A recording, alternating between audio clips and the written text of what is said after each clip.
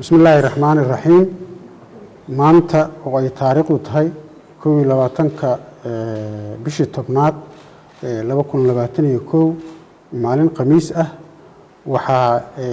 ilaahay mahadiisa inay soo gabagabowday ayna soo dhamaatay kala aragti duwanaashihii muddada bisha iyo waxa la jira socday oo ku saabsanaa arrimaha hay'adda nabad sugidda qaranka Soomaaliyeed iyo hay'adaha amniga waxa ilaahay mahadiisa ah si fiican oo kalsooni leh oo wanaag ku jirto in mas'uuliyiinta ay ku soo gabagabeeyeen dadaal dheer iyo isku dayo tiro badan oo aan sameynay waxaan rabaa inaan inta uga mahad celiyo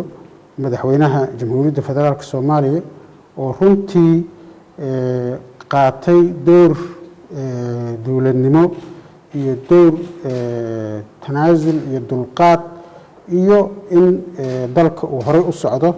sidaas oo kale ra'iisul wasaare maxamed xuseen rooble oo asagana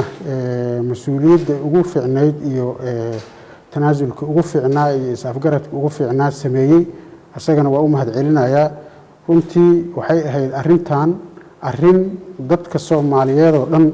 meel walba ay joogaan ay ka muujiyaan dareenkooda ayna aad u dhibsanayeen marxaladan iyo waqtigan hadda lagu jiro in ay sii taagnaato ama ay madaxda dawladda ay kala aragti duwanaansho ay sii jirto qof kasta oo Soomaaliya meel walba uu joogo aad buu uga xumaa runtii way dadaalayna sameeyeen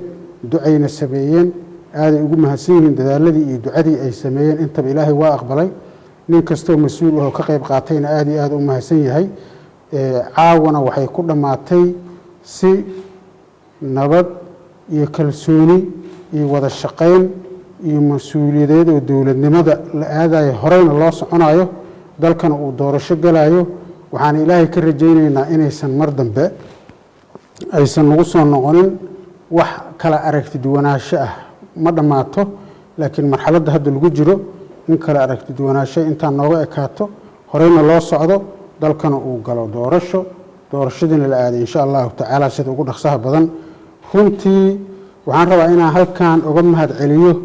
dadaalkii maalintii hawsha ay bilaabatay ilaa iyo maanta oo la soo gabagabeeyay uu ka geystay madaxweynaha galmudug Axmed Cabdi Kaariye Qoorqoor oo ahayd maalintii ugu horeysay oo kala aragti duwanaanshaha timid inuu ka soo baxo galmudug oo Samareeb anigana aan ka imaaday Istanbul oo aan u nimid in aan ku soo baxnay arrintan inayna sii soconin ilaa iyo maalintaas ilaa iyo maanta u taagnaa in arrintan ay ku dhamaato is-afgarad iyo xal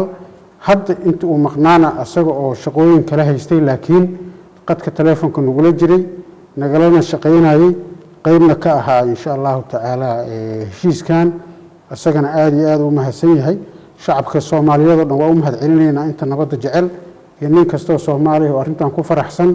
horaana loo soconayo. Assalaamu calaykum waraxmatullaahi wabarakaatuh.